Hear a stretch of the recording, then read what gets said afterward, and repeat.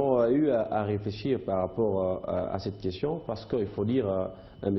Fabien que comme les coordinateurs nationaux venaient de le dire, c'est une affaire de tous les Congolais. Donc nous lançons l'idée à tous les Congolais parce qu'il s'agit ici d'une question de sensibilisation.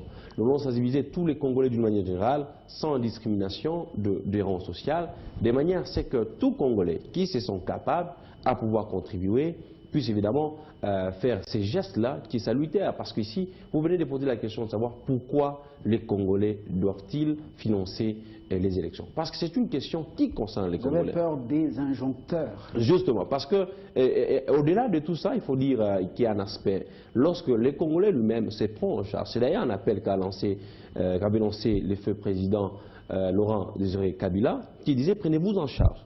Donc nous, au niveau de l'ANADAC, nous comprenons cet appel qu'il faut l'intérioriser. Si aujourd'hui les Congolais arrivaient à se prendre en charge par rapport à l'organisation des élections, je crois bien que nous allons choisir d'une manière libre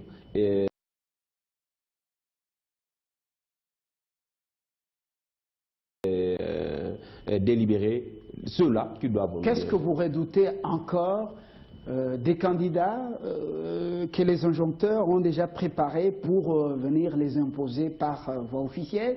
Qu'est-ce que vous redoutez? Vous, il faut le dire, vous venez de la province riche du Katanga, qui est aujourd'hui fragmentée en 4 provinces. Qu'est-ce que vous redoutez concrètement? Concrètement, c'est que nous, au niveau de l'ANADAT, nous avons bien peur de certaines choses. Parce qu'aujourd'hui, quand on parle des élections, on a tendance à beaucoup plus se focaliser sur les élections présidentielles et la députation nationale. Nous, au niveau de l'ANADAT, nous disons il n'est pas question seulement d'organiser les élections présidentielles et la députation nationale, parce que les relèvements de la classe politique passent par les niveaux locaux. Donc, les élections municipales et locales sont très importantes. Parce que rassurez-vous que... Parce que vous avez des ambitions, justement. Légitimes. Parce que quand on organise les élections municipales et locales, on va créer 21 000 emplois. Il y a donc 21 000 postes à pourvoir au niveau local et municipal. Donc les jeunes qui finissent les études aujourd'hui, les jeunes qui sont bourrés d'ambition, ne peuvent passer par ces canaux-là.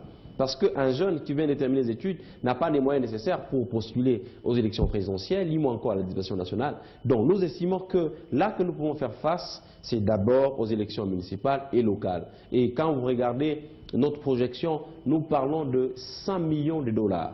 Et 100 millions de dollars. Mais c'est insignifiant, c'est comme une goutte d'eau dans la mer. Effectivement. Parce que nos élections, pour tout le cycle électoral, ça demande plus d'un milliard de dollars. Comment vous parlez de 100 millions? Effectivement, ce n'est qu'une première démarche.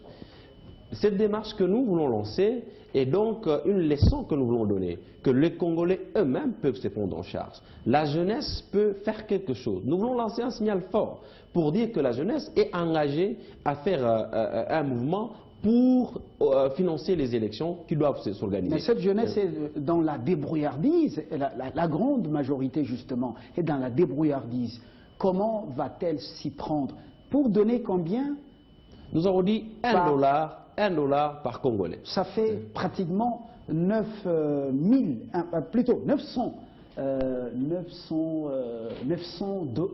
francs congolais. Voilà. 920 francs congolais environ. Par extrapolation, on va à 1000 francs. Alors, moins d'une... en fait, ça peut faire 2 bouteilles de sucre. Voilà. 2 bouteilles de sucre. Voilà. On ne cite pas les noms de ce sucre. Voilà. Monsieur le coordonnateur, lorsque vous faites les calculs, si chaque Congolais donne 920 francs congolais, mais nous allons dépasser 100 millions de dollars. Nous partons ici des statistiques de l'enrôlement qui parlent de 75 millions d'habitants au Congo. Ce sont les statistiques, oui, des estimations. À partir de ces estimations-là, nous pensons que si nous arrivons au moins à atteindre 50 millions de Congolais, nous pouvons avoir 50 millions de dollars. Encore là, lorsque nous parlons de 100 millions, c'est le montant minimum que nous voulons atteindre. Parce que je peux vous garantir ici qu'il y a des Congolais qui ne donneront pas $1. Il y en a qui vont donner $100 et ces $100 vont couvrir les autres Congolais qui n'ont pas contribué. D'autres vont donner $1000 et d'autres donneront $1. Donc, le minimum là de 100 millions de dollars sera peut-être dépassé et on atteindra un grand montant. Mais il faut savoir aussi que le gouvernement donnera sa part. Nous, on ne vient pas tout donner. Nous venons apporter l'enveloppe des Congolais. Nous venons ici apporter la participation des Congolais directement. Bien que l'argent du gouvernement soit aussi l'argent des Congolais. Mais nous voulons qu'ils sortent de leur poche, qu'ils prennent de leur argent de la bière pour qu'ils puissent mettre ça sur la table et que ces élections se tiennent. Dans les projections tout à l'heure, il parle de 21 000 emplois qui seront créés. La CENI recrute déjà pour plus de 1000 emplois, du moins pour les cadres et agents de la centrale électorale. Et vous voyez déjà 21 000 emplois créés en une année. Est-ce que vous êtes réaliste? Les 21 000 emplois, nous les comptons en termes de postes qui seront créés à travers ces élections municipales.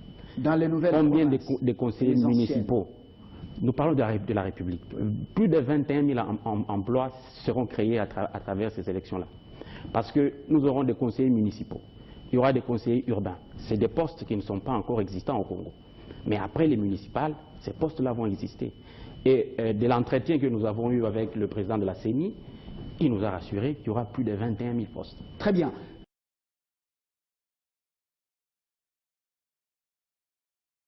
Que dit la CENI, après vos pourparlers, que dit Martin Kobler, qui ne veut pas justement partir avec la MONUSCO, ils veulent rester longtemps ici. Qu'est-ce qu'ils vous ont dit concrètement? De l'échange qu'on a eu avec le président de la CENI, il a été très favorable au projet. Le président nous a encouragés, nous a demandé de persévérer, de faire en sorte que ce projet puisse voir le jour. Le président nous a même demandé que nous pourrions lancer le projet ici à Kinshasa, dans la salle maison des élections de la CENI. C'est quelque chose de grand. Ça signifie que la CENI va s'approprier de ce projet, la CENI va nous accompagner dans la réalisation de ce projet.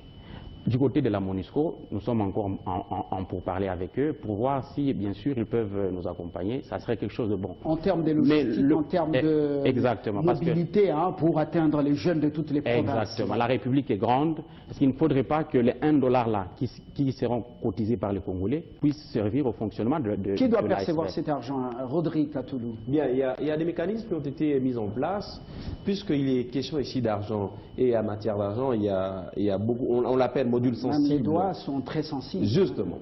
Par rapport à cela, nous avons mis un mécanisme bancaire. Donc nous aurons une banque officielle qui va gérer où sera logé l'argent. Et évidemment, vous savez que la République démocratique du Congo a certaines réalités. Il y a certains coins où d'autres banques ne se retrouvent pas. Donc on va prendre la banque, on va identifier les banques de chaque coin. Et ces banques-là, comme évidemment, ils ont un rapport assez direct avec la Banque centrale du Congo, où sera logé cet argent, donc nous aurons une traçabilité plus ou moins correcte. Et un autre mécanisme a été mis en place, donc les informaticiens vont concevoir un site internet qui fera en sorte que chaque Congolais qui donne 1 $ puisse avoir un message au retour. Donc, voilà, M. Fabien peut donner 1 $ et c'est déjà voir qu'à 10 heures, dans les comptes de la date, pour cette campagne, il y avait 1 000 $, mais maintenant il y a 1 001 $. Très bien, on parle de francs congolais parce qu'on est chez nous, donc opération 2 bouteilles de boissons sucrées pour les élections. Voilà. Et puis, alors, on vous souhaite bonne chance.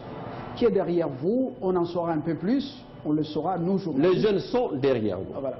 Donc, ne vous en faites pas. Les jeunes sont derrière nous parce que les jeunes sont conscients des enjeux de l'heure. Merci Rodrigue Katoulou, coordonnateur adjoint de Nadat, et Yannick Moutidja pour cette initiative. Si vous voulez, nous pouvons vous accompagner. Nous le voulons, c'est pour ça que nous sommes. Et nous le faisons déjà, parce qu'il s'agit de notre pays. Bonsoir, merci d'être venu. Bonsoir à vous également. On se retrouve dans la seconde partie du Grand Journal après les informations. Vous retrouvez la rédaction. Très bonne suite de programme chez vous.